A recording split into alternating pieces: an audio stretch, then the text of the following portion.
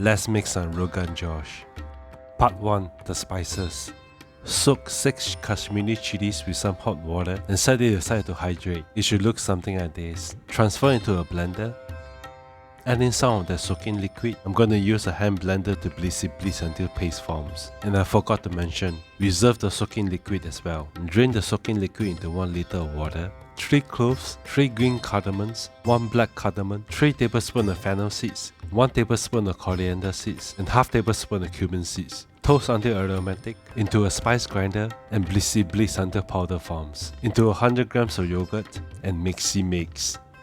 Half teaspoon of ginger powder, half teaspoon of garlic powder, and a quarter teaspoon of hing, mix, and set it aside in the fridge until ready to use. A pinch of saffron and some jaggery, grind until powder forms.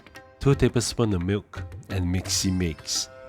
Part 2. The stock. I have 500 grams of lamb bones, seasoned with salt and some pepper, 1 tablespoon of milk powder and mix.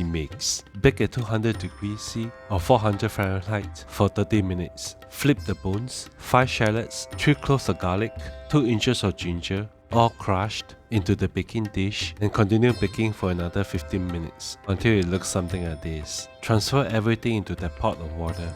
Deglaze the baking dish with a splash of hot water. Take your time to deglaze as this is liquid gold and transfer into the pot. 2 bay leaves, mix and bring it up to a simmer. Cook for about 20 minutes or until it is reduced by a quarter. Drain into a slow cooker, fish out the bones and reserve them. Part 3. Cooking the Rogan Josh. I have 500 grams of lamb shoulder, seasoned with salt, some pepper and mix.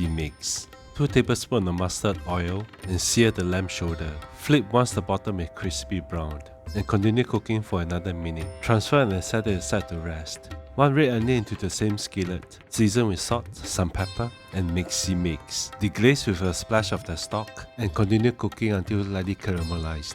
Add in the yogurt spice mixture, the Kashmiri chili paste and mix. The saffron milk mixture and mix. Coarsely slice the lamb into the skillet and mix. The reserved bones, 1 tablespoon of Kashmiri chili powder and mix. Into the slow cooker, making sure everything is submerged. Cook on high for 6 to 8 hours or until the meat is super tender. Transfer everything into a pot and bring it up to a simmer. Cover and cook for another 20 minutes. Stir occasionally to prevent burning. Cook until it looks something like this. This is ratanjot root. It gives off a bright red color and a nutty flavor, which give Rogan Josh that distinctive color and taste. Mix 2 tablespoons of ghee and 2 Rogan Josh roots until the ghee has completely melted.